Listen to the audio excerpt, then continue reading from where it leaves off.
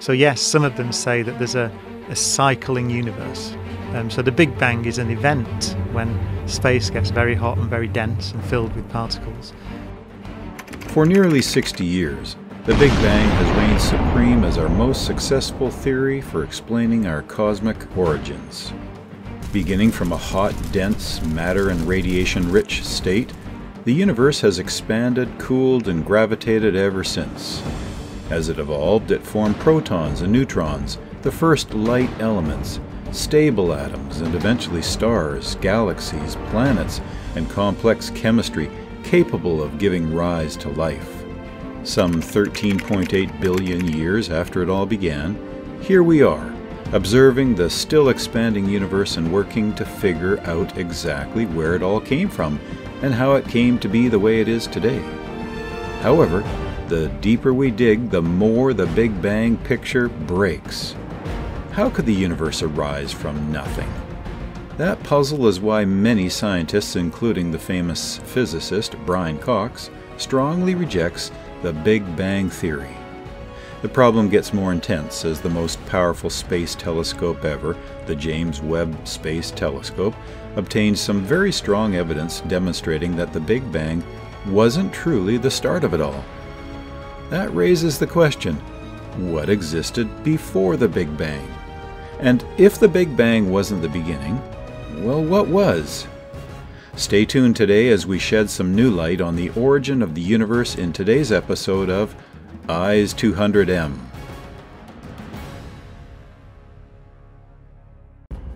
The first time the phrase the Big Bang was uttered was over 20 years after the idea was first described. Ironically, the term itself comes from one of theory's greatest detractors, Fred Hoyle, who was such a staunch advocate of the rival idea of a steady-state cosmology.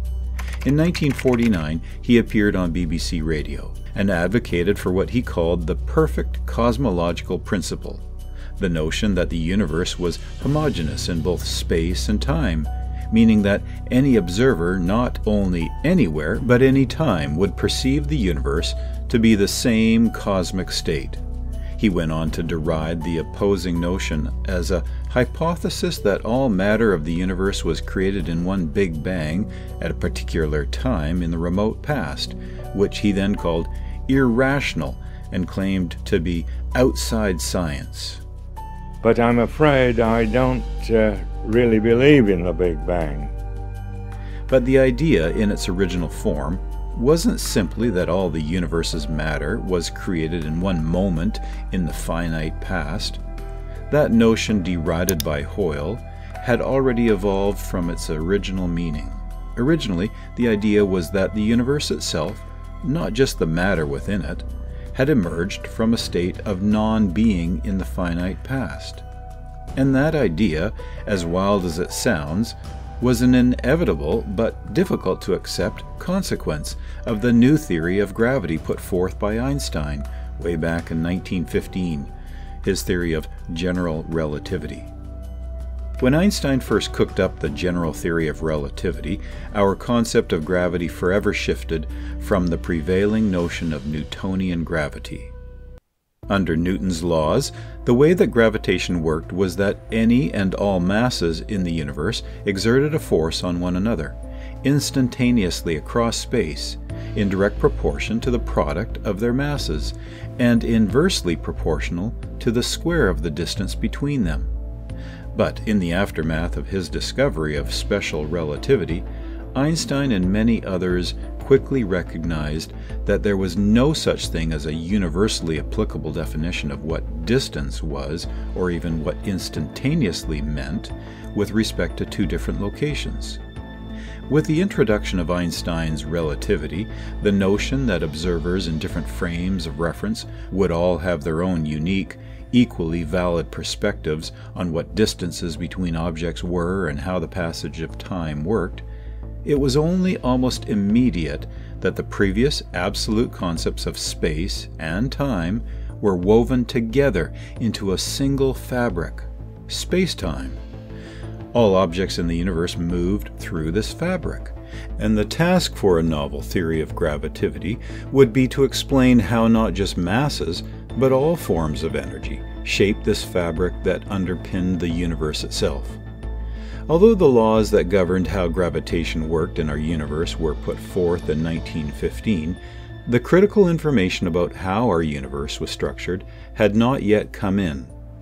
While some astronomers favored the notion that many objects in the sky were actually island universes that were located well outside the Milky Way galaxy, most astronomers at the time thought that the Milky Way galaxy represented the full extent of the universe. Einstein sided with this latter view and, thinking the universe was static and eternal, added a special type of fudge factor into his equations, a cosmological constant. Although it was mathematically permissible to make this addition, the reason Einstein did so was because, without one, the laws of general relativity would ensure that a universe that was evenly, uniformly distributed with matter, which ours seemed to be, would be unstable against gravitational collapse. In fact, it was very easy to demonstrate that any initially uniform distribution of motionless matter, regardless of shape or size, would inevitably collapse into a singular state under its own gravitational pull. By introducing this extra term of cosmological constant, Einstein could tune it so that it would balance out the inward pull of gravity by proverbially pushing the universe out with an equal and opposing action. But the two developments, one theoretical and one observational, would quickly change this early story that Einstein and others had told themselves. In 1922, Alexander Friedmann worked out fully the equations that governed a universe that was isotropically the same in all directions and homogeneously the same in all directions, filled with any type of matter, radiation, or other forms of energy. He found that such a universe would never remain static, not even in the presence of a cosmological constant, and that it must either expand or contract, depending on the specifics of its initial conditions. In 1923, Edwin Hubble became the first to determine that the spiral nebulae in our skies were not contained within the Milky Way galaxy, but rather were located many times farther away than that of any objects that comprised our home galaxy. The spirals and ellipticals found throughout the universe were, in fact, their own island universes, now known as galaxies, and that, moreover, as had been previously observed by Vesto Slipher, the vast majority of them appearing to be moving away from us at remarkable speeds. In 1927, Georges Lemaitre became the first person to put these pieces of information together, recognizing that the universe today is expanding, and that if things are getting farther apart and less dense today, then they must have been closer together and denser in the past.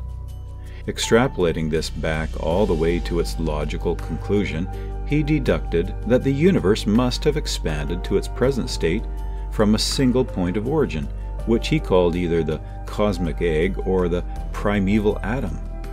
This was the original notion of what would grow into the modern-day theory of the Big Bang, the idea that the universe had a beginning, or a day without yesterday. It was not, however, generally accepted for some time. Lemaitre originally sent his ideas to Einstein, who infamously dismissed Lemaitre's work by responding, "Your calculations are correct, but your physics is abominable." Despite the resistance to his ideas, however, Lemaitre would be vindicated by further observations of the universe. Many more galaxies would have their distances and redshifts measured, leading to the overwhelming conclusion that the universe was, and still is, expanding, equally and uniformly in all directions, on large cosmic scales. In the 1930s, Einstein conceded, referring to his introduction of the cosmological constant in an attempt to keep the universe static as his greatest blunder. However, the next great development in the formulating of what we know as the Big Bang wouldn't come until the 1940s, when George Gamow, perhaps not so coincidentally, an advisee of Alexander Friedmann, came along. In a remarkable leap forward, he recognized that the universe was not only full of matter, but also radiation, and that radiation evolved somewhat differently from matter in an expanding universe. Gamow leveraged this fact to make three great generic predictions about the young universe. Number one, at some point the universe's radiation was hot enough so that every neutral atom would have been ionized by a quantum of radiation, and that this leftover bath of radiation should still persist today at only a few degrees above absolute zero.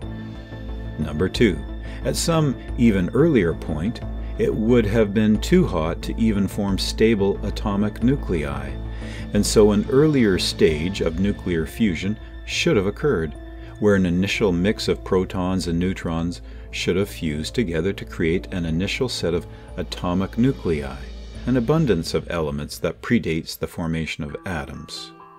And number three, finally, this means that there would be some point in the universe's history, after atoms had formed, where gravitation pulled this matter together into clumps, leading to the formation of stars and galaxies for the first time. These three major points, along with the already observed expansion of the universe, form what we know today as the four cornerstones of the Big Bang. Although one was still free to extrapolate the universe back to an arbitrarily small, dense state, even to a singularity, if you're daring enough to do so, that was no longer the part of the Big Bang theory that had any predictive power to it. Instead, it was the emergence of the universe from a hot, dense state that led to our concrete predictions about the universe.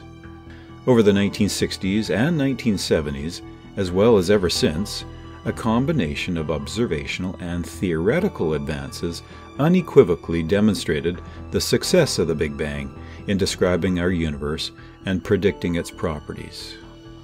Point: the discovery of the cosmic microwave background and the subsequent measurement of its temperature and the black body nature of its spectrum eliminated alternate theories such as the steady-state model. Point: the measured abundances of the light elements throughout the universe verified the predictions of Big Bang nucleosynthesis, while also demonstrating the need for fusion in stars to provide the heavy elements in our cosmos. Point: and the farther away we look in space, the less grown up and evolved galaxies and stellar populations appear to be, while the largest scale structures like galaxy groups and clusters are less rich and abundant the farther back we look. The Big Bang, as verified by our observations, accurately and precisely describes the emergence of our universe, as we see it, from a hot, dense, almost perfectly uniform early stage. But what about the beginning of time? What about the original idea of a singularity and an arbitrarily hot, dense state from which space and time themselves could have first emerged? That's a different conversation today than it was back in the 1970s and earlier.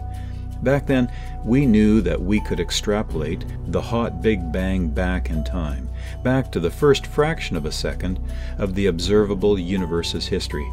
Between what we could learn from particle colliders and what we could observe in the deepest depths of space, we had lots of evidence that this picture accurately described our universe. But at the absolute earliest times, this picture breaks down. There was a new idea, proposed and developed in the 1980s, known as the cosmological inflation, that made a slew of predictions that contrasted with those that arose from the idea of a singularity at the start of the hot Big Bang. In particular, inflation predicted the following points. Point: a curvature for the universe that was indistinguishable from flat, to the level of between 99.99% and 99.9999%. Comparably, a singularly hot universe made no prediction at all. Point: equal temperatures and properties for the universe, even in causally disconnected regions. A universe with a singular beginning made no such prediction. Point: a universe devoid of exotic high-energy relics like magnetic monopoles. An arbitrarily hot universe would possess them. Point: a universe seeded with small magnitude fluctuations that were almost, but not perfectly, scale invariant. A non-inflationary universe produces large magnitude fluctuations that conflict with such observations. Point: a universe where 100% of the fluctuations are adiabatic and 0% are insocurvature. A non-inflationary universe has no preference. Point: a universe with fluctuations on scales larger than the cosmic horizon, a universe originating solely from a hot Big Bang, cannot have them. And finally, point: and a universe that reached a finite maximum temperature that's well below the Planck scale, as opposed to one whose maximum temperature reached all the way up to that energy scale. The first 3 points were postdictions of inflation. The latter 4 were predictions that had not yet been observed when they were made. On all of these accounts, the inflationary picture has succeeded in ways that the hot Big Bang, without inflation, has not. During inflation, the universe must have been devoid of matter and radiation, and instead containing some sort of energy, whether inherent to space or as part of a field, that didn't dilute as the universe expanded. This means that inflationary expansion, unlike matter and radiation, didn't follow a proper law that leads back to a singularity, but rather is exponential in character. One of the fascinating aspects about this is that something that increases exponentially, even if you extrapolate it back to arbitrarily early times, even to a time where t is greater than -0, it never reaches a singular beginning. Now, there are many reasons to believe that the inflationary state wasn't one that was eternal to the past, that there might have been a pre-inflationary state that gave rise to inflation, and that, whatever that pre-inflationary state was, perhaps it did have a beginning. There are some theorems that have been proven and loopholes discovered to those theorems, some of which have been closed and some of which remain open. And this remains an active and an exciting area of research still today. But one thing is for certain: whether there was a singular, ultimate beginning to all of existence or not, it no longer has anything to do with the hot Big Bang that describes our universe from that moment that inflation ended, the hot Big Bang occurred, the universe became filled with matter and radiation and more, and it began expanding, cooling, and gravitating, eventually leading to our present day. There are still a minority of astronomers, astrophysicists, and cosmologists who use the Big Bang to refer to this theorized beginning and emergence of time and space. But not only is that not a foregone conclusion anymore, but it doesn't have anything to do with the hot Big Bang that gave rise to our universe. The original definition of the Big Bang has now changed, just as our understanding of the universe has changed. If you're still behind, well, that's okay. The best time to catch up is always right now. Indeed, because more and more evidence is showing that the Big Bang wasn't really the beginning of it all. Typically, earlier this year, NASA's time machine, the James Webb Space Telescope, finds evidence of massive galaxies that defy theories of the early universe. These galaxies, described in a new study based on Webb's first data released, are so far away that they appear only as a tiny reddish dot to the powerful telescope. By analyzing the light emitted by these galaxies, astronomers established that they were viewing them in our universe's infancy only 500 to 700 million years after the Big Bang. Such early galaxies are not in themselves surprising. Astronomers expected that first star clusters sprung up shortly after the universe moved out of the so-called Dark Ages, the first 400 million years or so of its existence, when only a thick fog of hydrogen atoms permeated space. But the galaxies found in the Webb images appeared shockingly big, and the stars in them too old. The new findings are in conflict with existing ideas of how the universe looked and evolved in its early years, and don't match early observations made by Webb's less powerful predecessor, the Hubble Space Telescope.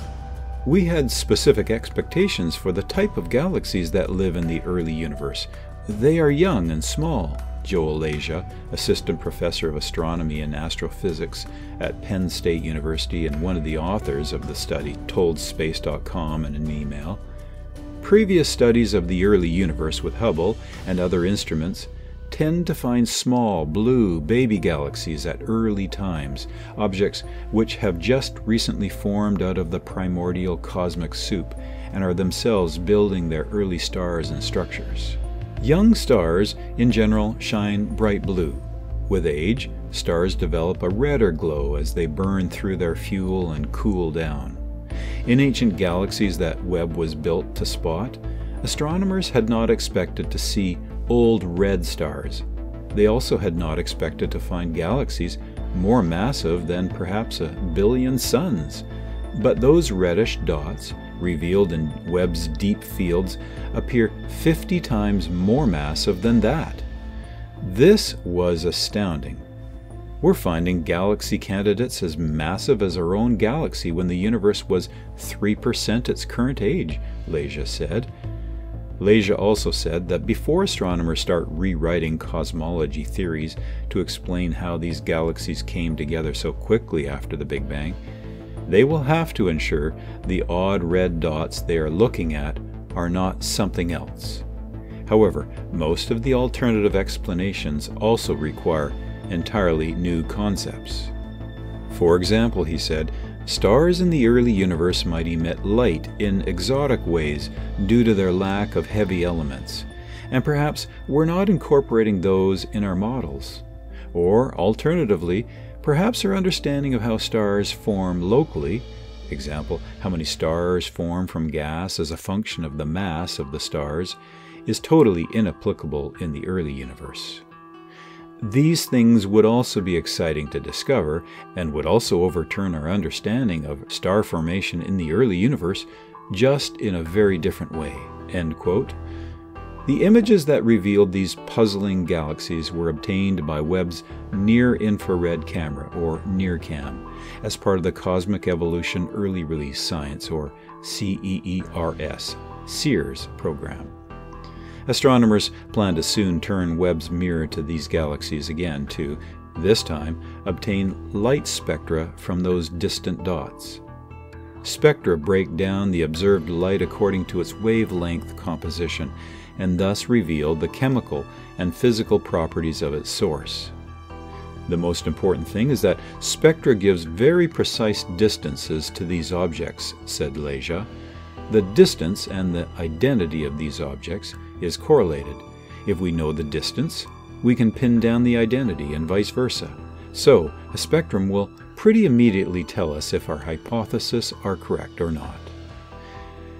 Only a little more than 6 months after the Webb team released the first observations from the Grand Observatory, scientists are already challenged to rewrite their theories about the early universe. This is very exciting.